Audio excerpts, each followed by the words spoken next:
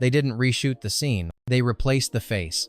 You're watching a sci-fi film, and suddenly, something feels off. The voice sounds familiar, but the eyes different, the stride wrong. You rewind, rewatch.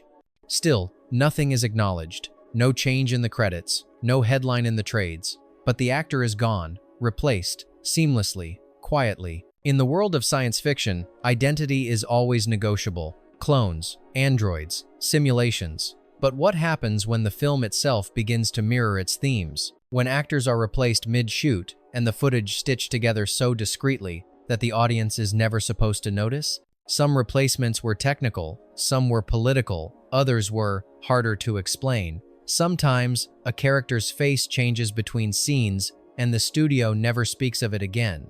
In rare cases, cast members were digitally altered before digital became common. Rumors swirl of deepfakes before deepfake was even a word.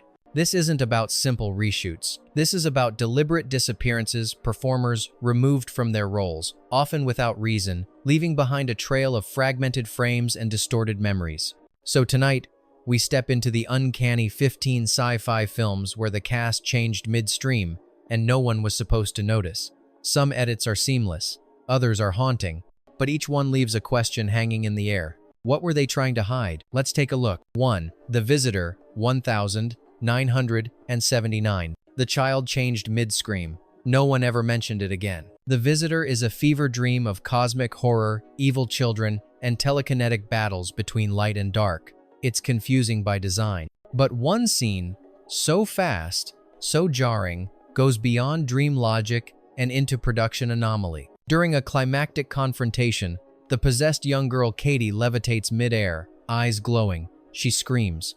Her body convulses. And in that moment, just for a single frame, she is not herself. The face is broader. The mouth movement doesn't match. It's a stunt double, clearly, but the effect is more than technical. It's spiritual dissonance. Insiders claim the original actress, Paige Connor, refused to perform the final stunt, prompting the crew to film a double under harsh lighting. But rather than mask the switch, the shot was cut too late. The result? One frame of visual rupture, never fixed. No press release, no apology, just a child who changes and a scene that moves on. It's the perfect metaphor for the film's own identity crisis. Was it possession or substitution? And if innocence itself can be replaced, what chance do the rest of us have? 2.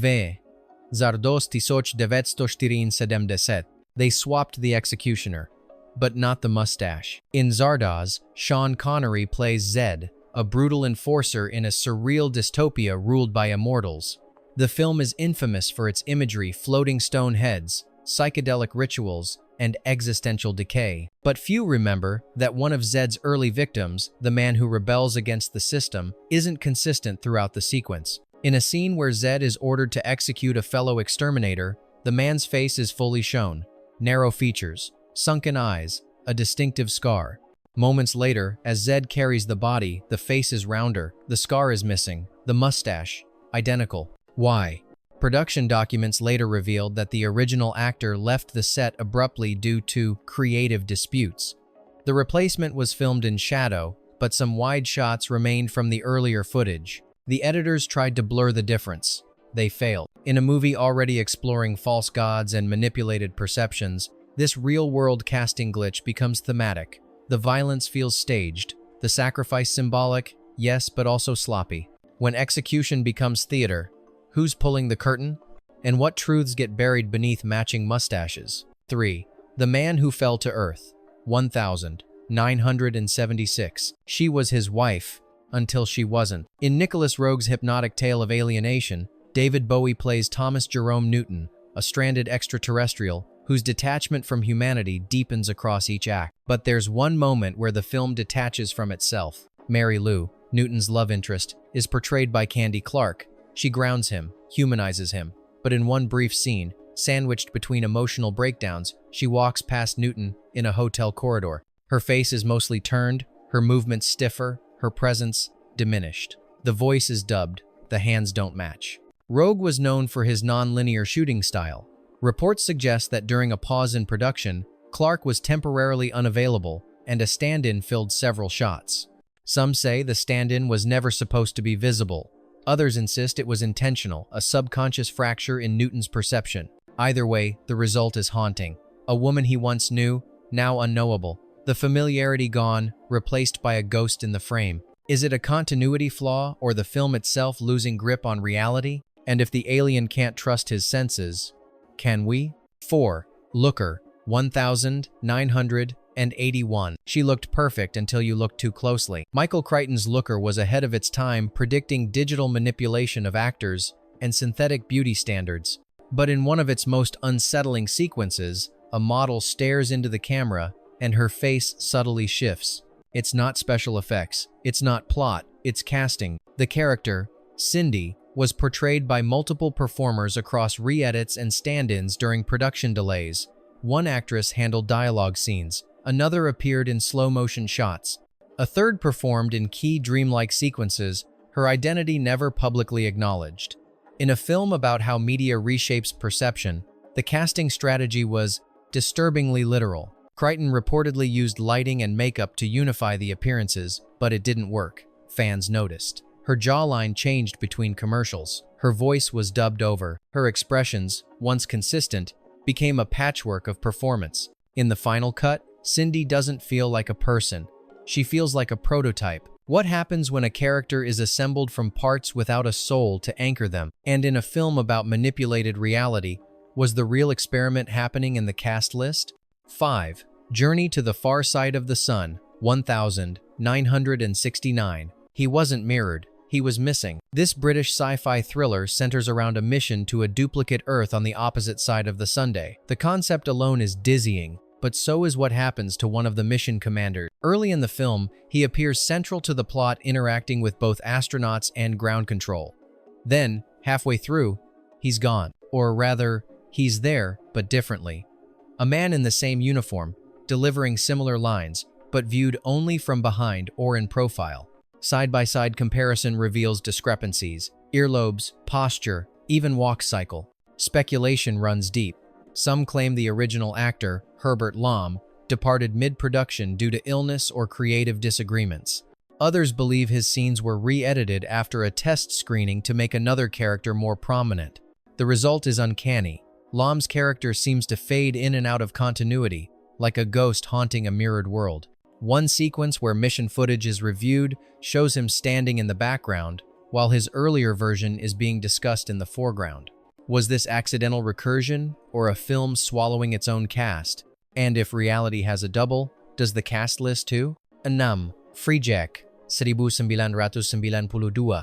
He died off-camera and came back in a different body. Freejack, a dystopian action sci-fi starring Emilio Estevez and Mick Jagger, revolves around the idea of wealthy elites hijacking healthy bodies from the past. But perhaps the strangest body swap happened behind the scenes. A supporting character originally played by Esai Morales was quietly replaced midway through production due to unconfirmed contractual issues. In the final cut, the role is completed by another actor with minimal resemblance. The film never acknowledges the shift. 1 minute, the character is delivering vital exposition. The next, he's slightly taller, broader, and speaking in a subtly different accent. Close-up shots are minimized. His death scene, once meant to be heroic, is now filmed entirely from behind. What's more bizarre, Morales still appears in early trailers and promo stills, though his name was removed from the credits. No official reason was ever given, and studio press materials treat the role as if it were always played by one man. In a story obsessed with stolen bodies and sold identities, the unspoken swap becomes meta. Is the narrative still coherent if the actor no longer matches the memory? And in a future ruled by corporate power, who gets to own your face? 7. Death Machine, 1994. The man behind the monitor had a different jawline yesterday. In Death Machine, a cyberpunk nightmare set inside a weapons corporation, the rogue genius Jack Dante, played by Brad Dourif, is introduced as a jittery, unhinged presence, always lurking behind surveillance screens, speaking through microphones. But halfway through the film, something changes. In one sequence, we see Dante's face reflected in a glass wall. For a fraction of a second, his facial structure looks off, a wider jaw, softer eyes. The camera cuts away quickly. Later scenes feature close-ups, but never quite like before. His energy shifts from manic to eerily subdued. What happened? Production notes reveal several delays due to on-set equipment fires, and Dourif's schedule reportedly overlapped with other commitments. It's believed that for 2 interior sequences, a double stood in voice dubbed later, face kept obscured. But they left one reflection. Just one. Fans have freeze-framed the moment, posted side-by-side comparisons, and theorized everything from camera tricks to split personalities. But the image remains, a character built on manipulation, replaced inside his own domain. Can a character known for deceit still deceive when he's not even him? And what happens when a film unintentionally casts its own glitch? 8. The 13th Floor, 1999. The bartender remembers a name, no one said. The 13th Floor weaves a simulation within a simulation narrative, blurring realities across dimensions. But something strange happened in the film's middle section. A character named Jerry Ashton, essential to the plot's second act, undergoes a shift. His voice tone deepens, his mannerisms change, his eyes lose warmth. The original actor, Vincent D'Onofrio, plays dual roles in the film, one real and one simulated. But fans noticed inconsistencies in one of those portrayals, especially in scenes filmed late in the schedule. One shot from the bar shows Jerry speaking without lip movement. Another frames him from behind during emotional delivery, a classic sign of overdubbing. Rumors suggest that a stand-in was used for a full week of shooting after D'Onofrio suffered a minor injury. The studio denies this. Yet early press stills show someone else in his costume, a man never identified, never credited. In a film where digital copies of people become real, the meta-commentary is too rich to ignore. Did the 13th Floor accidentally prove its own point?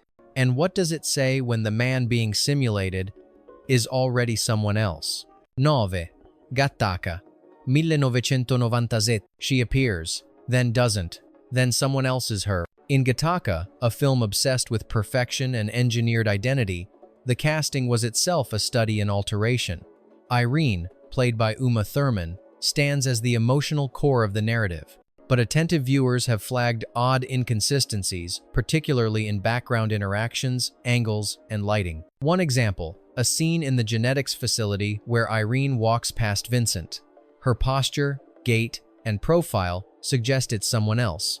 The next shot restores her usual presence. Another moment shows her watching a rocket launch, but her eye color briefly shifts.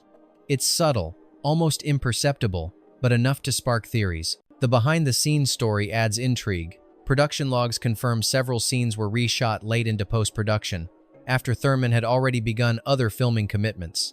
A body double was used for some pickup shots, face obscured, movement imitated, but in at least one instance, the final cut retains a half-second of the double's profile. It's not a plot hole, it's a DNA mismatch. Fitting, for a film about genetic imposters. When even perfection requires a stand-in, what's left of the self? And when a double becomes canon, do we even remember the original? 10. The Keep, 1983. He died on screen, then reappeared 2 scenes later. Michael Mann's The Keep is infamous for its troubled production, rushed edits, missing footage, and an unfinished score. But few talk about its strangest anomaly, a character who seems to return from the dead.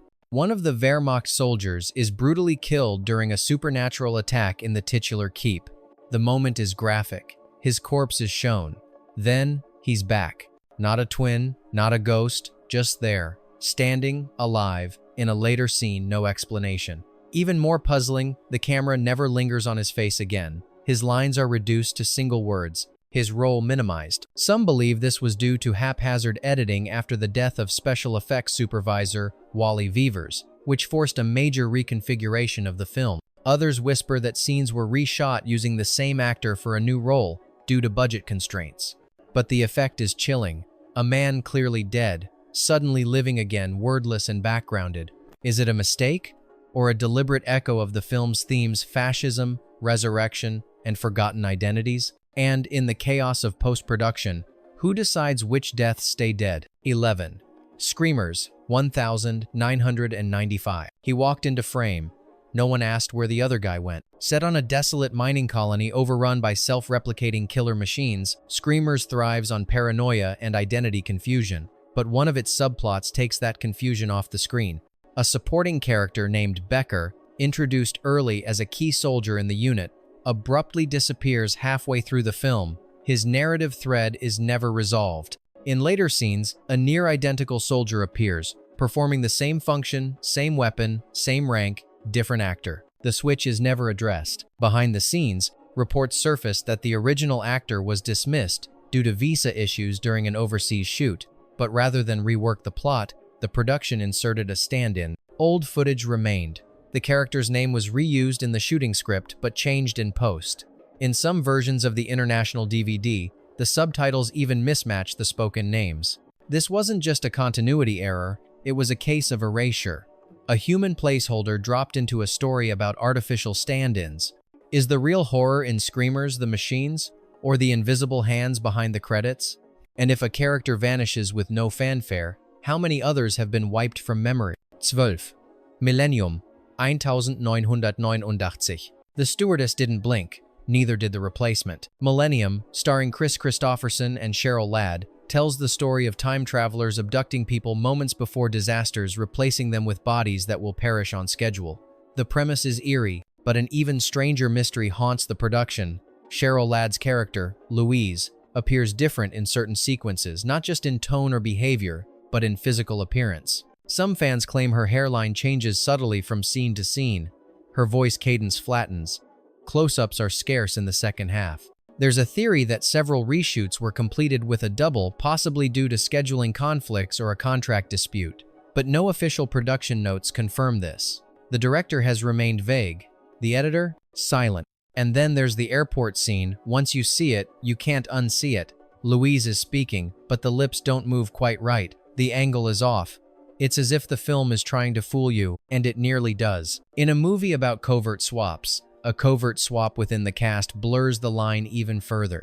Did the filmmakers hide a casting patch, or were they embracing their own fiction? And if even your character can be replaced in a story about replacements, who's writing the rewrite? 13.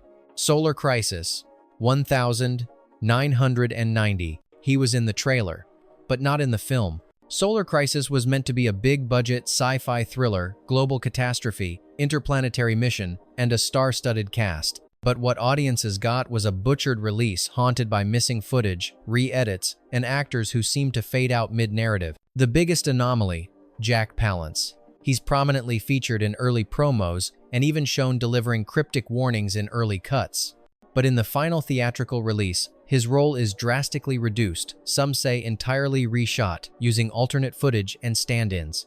Scenes where he once interacted with lead characters are awkwardly spliced, often cutting away just before his face should appear. Behind the scenes, the production was reportedly plagued by clashes between the Japanese financiers and American producers. The original director was replaced. Multiple versions of the film exist, none definitive. Palance's character, part prophet, part saboteur, was rewritten so many times that his presence became a ghost. Some versions of the film include glimpses of him in reflections, on blurry monitors, or in voice only. Others erase him completely, and yet, his absence echoes louder than any line of dialogue. When a character vanishes without comment, are we witnessing artistic revision or a digital disappearance by design? 14. Slipstream, 1989. Her face glitched for a frame. Not a technical error, something worse, denial. In Slipstream, a post-apocalyptic film starring Mark Hamill and Bill Paxton, there's a supporting character named Belitsky, a stoic enforcer partnered with Hamill's bounty hunter. She appears cool, distant, almost unreal. But attentive viewers notice that in several scenes, her face seems inconsistent. Angles don't match. Facial movements feel off. In some shots, she barely emotes, her presence more robotic than human. Rumors have swirled for decades that the actress was replaced mid-shoot, that an uncredited stand-in filled several scenes after production delays and injury, that re-edits stitched mismatched footage together. But no one involved has ever confirmed it. Belitsky's original actress, Kitty Aldridge, is credited throughout. Yet still the uncanny residue remains. The film itself is disjointed, a fractured chase through wind-torn ruins, dreamlike and broken. Perhaps that's why the patchwork casting slipped beneath the radar, or perhaps the film's aesthetic of memory glitching wasn't accidental, it was camouflage. One moment stands out. Belitsky turns to face the camera during a storm. The lighting shifts, her eyes widen. and for just a breath, she is not the same person. Was this poor continuity or a decision made in silence? And more importantly, who do we erase when we think no one's watching? 15. The Lawnmower Man 2.